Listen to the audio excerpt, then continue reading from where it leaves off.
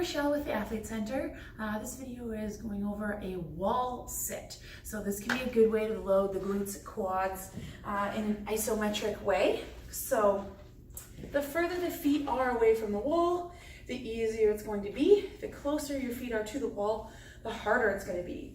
That being said, the closer your feet are to the wall, the more load is going to be going into the front of your knee.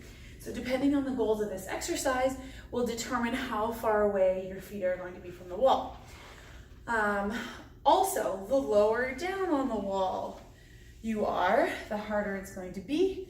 The higher up on the wall you are, the easier it's going to be. So you'll have to play with the positions. We want to set up with our feet hip distance apart. So we're making about 2 parallel lines from our hip through our knee in line with our ankle and our knees pointing towards our second and third toe. Making sure that our knees don't drop in towards each other. So we're not letting this happen as we hold. So we also want to have our shoulder blades on the wall and some of our lower back on the wall. Being careful that we're not arching to create a lot of space or arching to push in. So we want a nice neutral flat spine on the wall. And we're gonna try to maintain a foot tripod.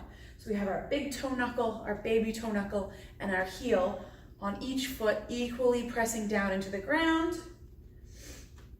And you can add a little bit of a glute squeeze so you start to feel it in your glutes, feel it in your quads, and maybe even your core a little bit because you're going to be stabilizing this. Having your hands on your thighs is obviously going to be easier, so harder to bring your arms off.